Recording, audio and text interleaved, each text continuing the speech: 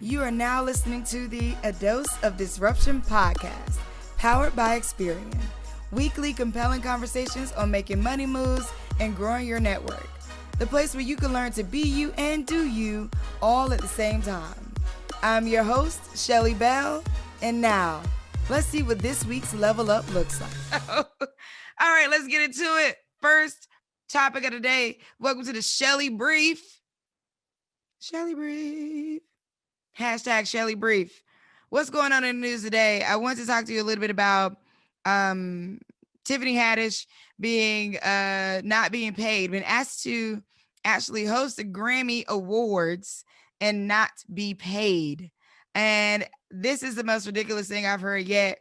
But what's more ridiculous about it, so Harvey Mason, who's the head of the Recording Academy, came out and he actually said, "Oh, my bad, we didn't. That's not what happened. That was a miscommunication." And maybe so, right? But who on this green earth did not know, on this global warming earth, did not know who Tiffany Haddish was, such that you would ask her to host the Grammys for free, regardless? So that directive came from someone. I'm not saying it came from Harvey, but let's be clear that directive came from someone. And so I'm really not buying the idea that nobody, oh, it was just a mistake. How do you mistakenly ask someone to do something for free that way? Now, here's what I say about that, though. What I think is more shocking than anything is that the people who are maybe not as known as Tiffany Haddish, we thought it was just us why people kept asking us to do things for free.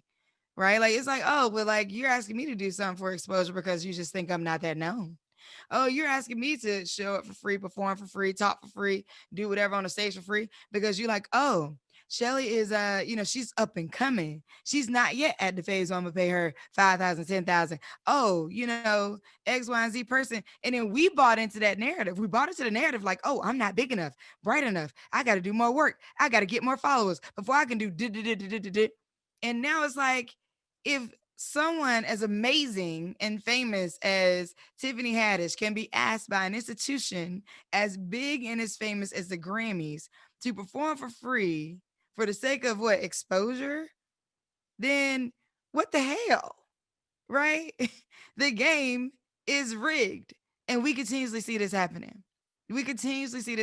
So that's topic number one. I think it's crazy that she would even be asked at this juncture in her career. Or honestly, I think it's crazy that anyone will be asked to do something for free. Now, if you want to slide the scale based on how famous you think they are, then that's one thing.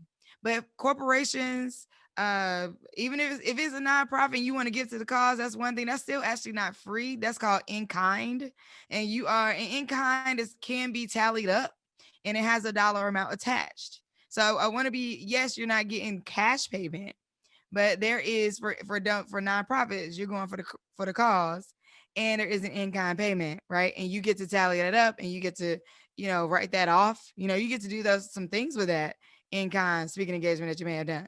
But for someone like the Recording Academy and some of these large corporations that don't pay their speakers to come in, you need to take a second look at yourself when we talk about equity, social responsibility. What does this all mean? It's crazy. And again, the people who weren't as known, we thought it was us. Kind of find out it's the system. Most of the time, it's that way. Wrapping up that topic, but just know it's not all you out there. Topic number 2. All right.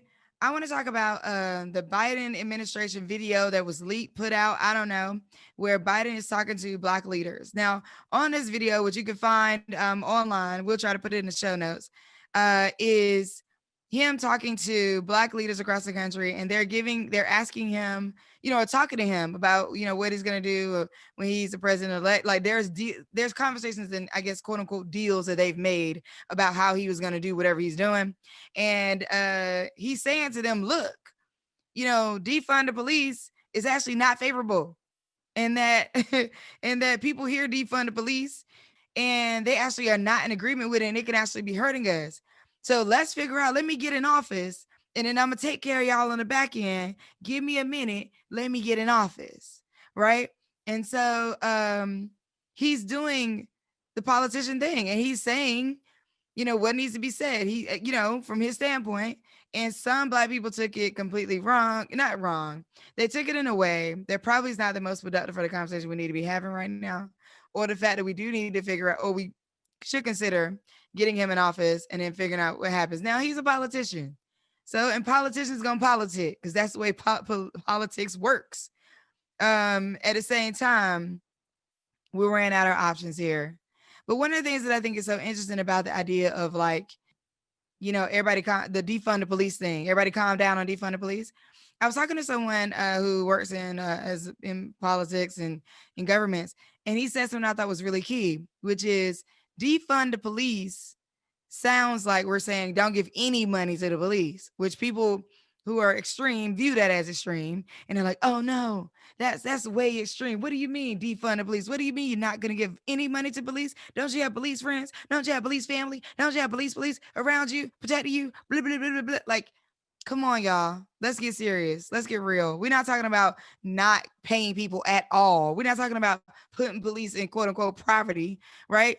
What we are saying is that there are inefficiencies. And this is the conversation I was having with my new friend who does some government advising. He was saying like what people respond to, what people in power respond to is the word inefficient. And when things are inefficient, they want to change them. And it actually helped me change my language. So vocabulary moment of the day is changing our language can change the reaction that people have, even though we're telling the same exact story. Now, I'm not saying that anybody's wrong for wanting to defund the police. I'm not saying anybody's wrong for anything. Defund the police is a 3-word rebellion that is often used in marketing. 3-word rebellions are everywhere. So it's often used to get people to catch on to a message, which makes sense because the police are inefficient is not a great 3-word rebellion. However, what people are saying is that there are inefficiencies in the system. And so I want you to take this word with you when you go out and you're talking in conversations with people and to start posing the question like, well, how inefficient is it that this thing is happening? Oh, you know what? That's just actually inefficient, or that thing is not efficient. We could be more efficient if we do X, Y, and Z, and take notice of the results. So that is our 2 topics to know and take those with you. So excited for you to join us today. We have a great thought partner on the line.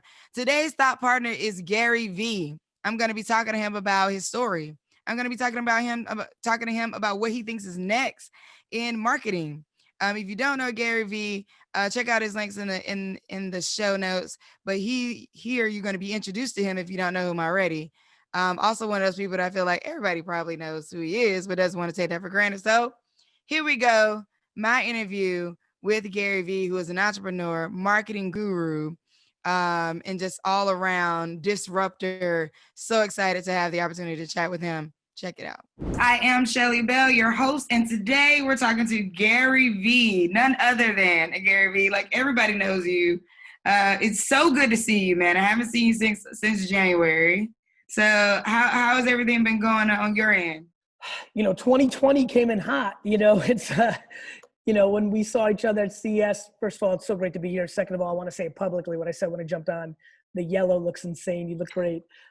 Third of all, thanks for the patience because we were trying to get this together and then COVID hit and then Black Lives Matter and all that. It's just been crazy. But I'm grateful. Obviously a lot of things are challenging on the business front, but when you put that into the context of health and all the social injustice, it's an intense time, and I'm grateful for what I have and what's going on. And so I'm good. And I'm navigating like a lot of people, really trying to think about how to do everything best for your family, for yourself, for the greater good of humanity, for your business, for your employees. It's been a year. Yeah, for sure. I mean, so, you speak a lot and you're such a great energy. I love it. I love watching you, listening to you. You have a lot of our audience that does as well. You could have chosen any path. Like you could have, got in, made your money and decided to be an influencer and just go the speaker route. Why start an agency?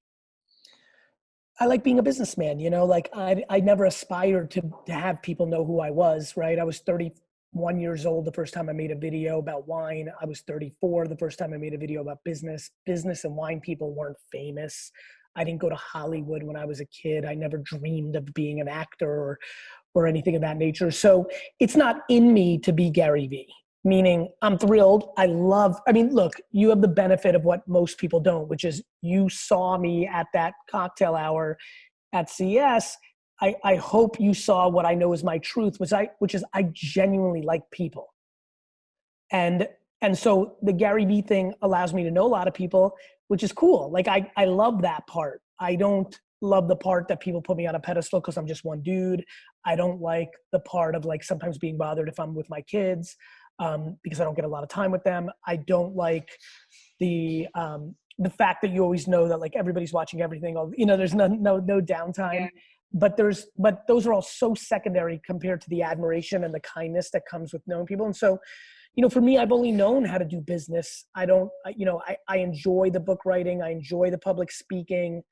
I'm not going to lie. There's definitely times when VaynerMedia or other parts of my business life, empathy, the K-Swiss collaboration, Resi, when these things are so stressful that I say to myself, man, like literally, you talk to yourself in the shower, like, man, stop trying to prove something. Like just fucking fuck all this bullshit, sell sports cards and speak and you'll moonwalk to a privileged financial life and probably a far less anxiety life. But the reality is everything's got its costs. And deeper than that, I just love running businesses. I like being an operator. I'm proud of the 1,000-person organization, the sheer size and scope of VaynerMedia.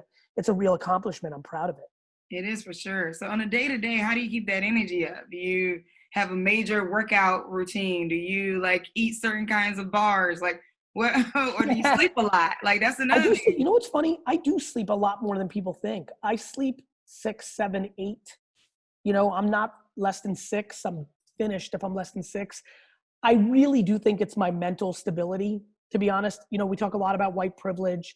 We're starting to see people talk about athletic privilege. When you're born 7 foot, that's a privilege.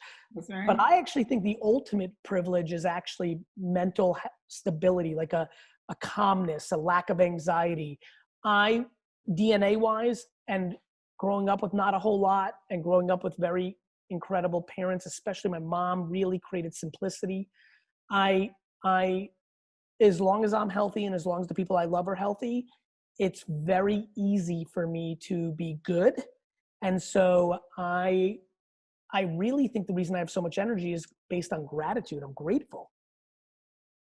Yeah, I love that. I think that's right. Today, I wasn't feeling so good last night. So I said, what, let me get outside. Let me just get some vitamin D right quick. Let me just take a walk. I think like the way to combat not feeling so good to me is just getting your body moving, whether you get up and dance and like just grounding. Sounds like just grounding yourself. So when you think about on your journey, turning your dad's wine store into the first like e-commerce platform, e-commerce space for a wine store. Well, especially right now, I think it could be super helpful for people who are going from like your brick and mortar to trying to figure out now what it looks like to social distance at 6 feet apart in a retail store. Like it's mind blowing that, the way that people have to think about pivoting. So what do you think the impact of that was? Like what were your thought process along that journey of like figuring out that platform piece? I live watching, the reason I was right about sports cards going up, the reason I was right about Gunna and DaBaby and Meg the Stallion, the reason I was right about e-commerce back then, the reason I was right about TikTok, it's not because I'm so brilliant. It's not because I'm a genius, or, when people throw nice accolades, I'm flattered, but it's silly. What I do is I listen, which is weird because I talk a lot. I interrupt people when I talk. So I'm kind of hiding my listening part, but it's kind of like I'm listening every minute that you don't see me. And so in 1996, it was obvious to me that the internet was going to be big. It was not super complicated. I was like, this internet thing is not a fad. This is going to be like the way people do it. And so, oh shit, I need to build a store on it. Like that's who I was. I was a merchant. I was a selling kid. And so that's what we did. It worked because I'm good at it. It wasn't just having the idea. I had to execute it. And it really changed the course of my family's life in a lot of ways financially. And it allowed me to achieve what I wanted, which was to kind of give back to my family. I left that business in my mid-30s with no ownership of the business, no exit, no nothing. In a family business, you don't really pay yourself a lot of money. So I was only able to save so little, and that was great. That was fine. That was kind of like my journey, and something I'm proud of, and I do it to this day. I'm watching every minute. I mean, it's even little things, like, for example, can't cancel culture. I'm very worried that if we're going to cancel everybody for every little thing, then we can't cancel people for real things. You know, I'm watching that, right? Like when everyone jumps on Virgil or Karen Civil, the last people should jump, you kind of start looking at it and like, not that nobody's perfect, but like, if we're going to really go there, like, then I'm worried that when people are actually doing real bad stuff, that if it feels the same, so I'm watching that. I'm like, is this, the masses jumping on people. I understand it, but like, is that going to work out? And I think like that. I think, what are the chess moves? I think about Kanye and Gap just announced something 5 minutes ago, that 10-year deal. What does that mean? I kind of saw, it's why I did the K-Swiss thing, and I'm no fucking Kanye, but like, we did it in our little way. Now I see Kanye doing, I think I'm going to see more of that. There's just so much interesting shit going on out there. And I'm always listening. And I think that puts me in an opportunity of, and then I do it, right? I'm listening to teenagers. So I see Musical.ly's popping, so I'm on it, which makes me then realize that TikTok's going to be big. So I'm on it early. Then I'm on it for a while. Then I start talking about it way early by most people's standards. And then it hits, and then people think I'm a genius, but it already hit. It's just that I'd been there early. Right.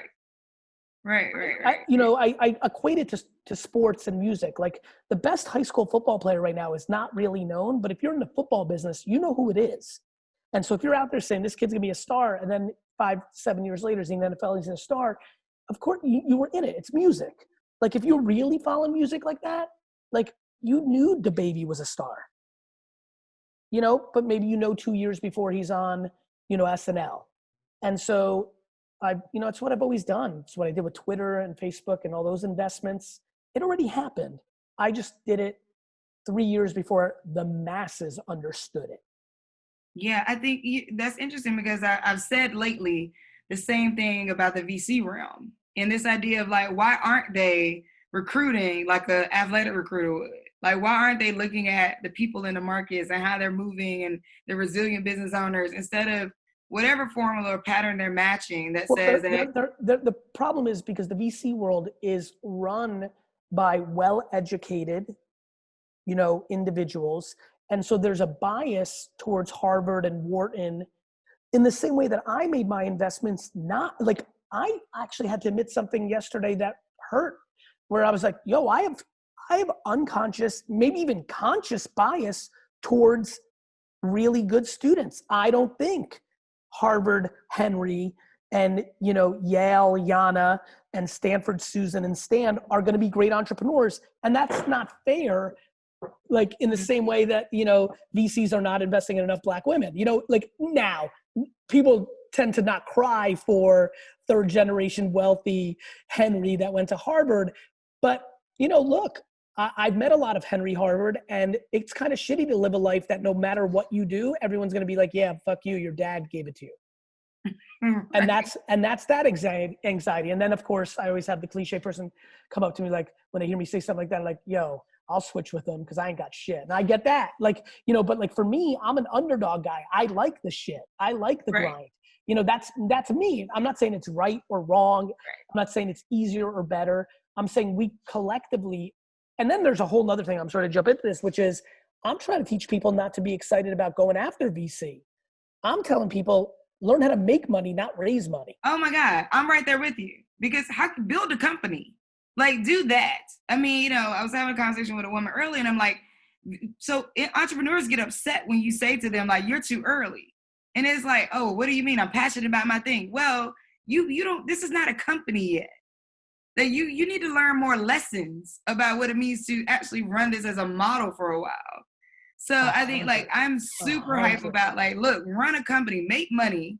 Money gets more money. All right. And that's how that works. But with that, in terms of ads and the ad game, and you talk about this a lot, have you figured out in a formula for, like, how much goes in to potentially how much you can get out? In terms of, like, let's say your product or service is really great, looks great, has really great elements. Have you figured out any types of things around that? I mean, just generally doesn't. Meaning if I spend $1,000 on Instagram, what do I get out of it? Mm-hmm. 100%.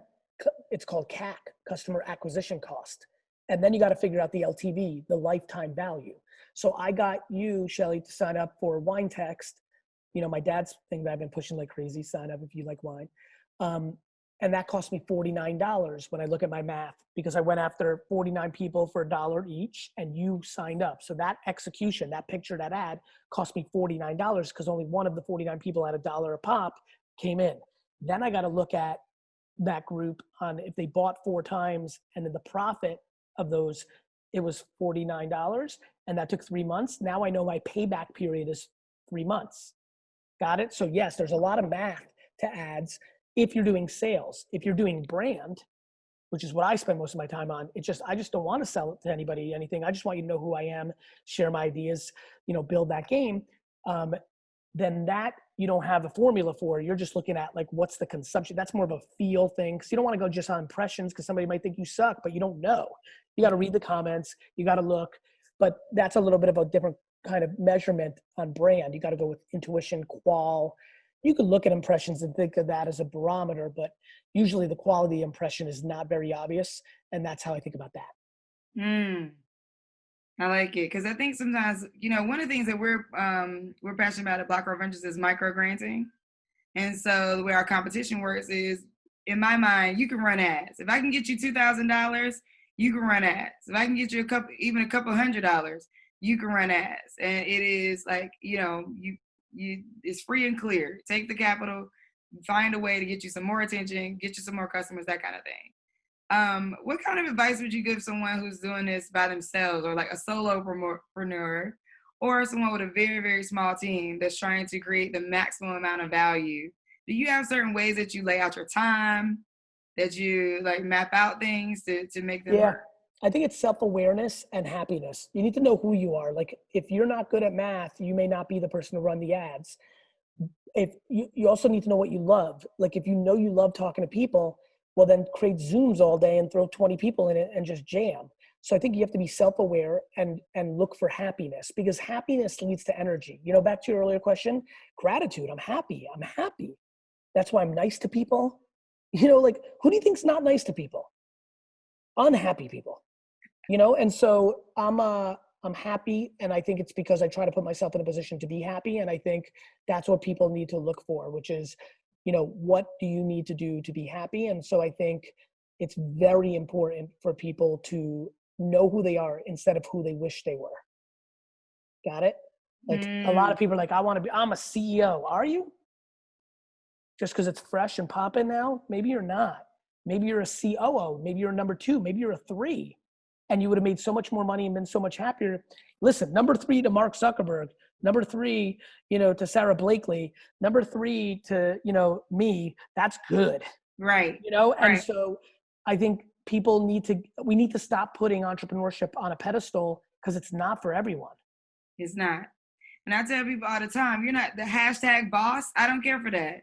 Because until you're responsible for someone's livelihood, then you have no idea what it feels like to be in this boss position, where somebody got to eat because of you, somebody's children getting fed because of you. That is not something we are here like, hashtag boss. No. Listen, every hashtag is concerning. We live in a world now where everyone's a keyboard warrior. Everyone's got plenty of things to say about themselves or others. And yet what's happening behind the keyboard oftentimes is missing the mark. And so, listen, I don't mind people pumping themselves up, and boss can be a mindset. Entrepreneurship can be a mindset. So I have empathy for the context, but to your point, what I think the point you're making that is very powerful is like, look, don't front for others, motivate yourself. And I think a lot of the boss talk, a lot of the cash in the ear, a lot of the like, you made a little come up and you go buy a Gucci belt. It's really to position yourself to others. And I think that's a vulnerability. And I don't want people keeping up with the Joneses, because I think the Joneses in that scenario enable a vulnerability of unhappiness. Yeah, 100%. Well, one more question. Please.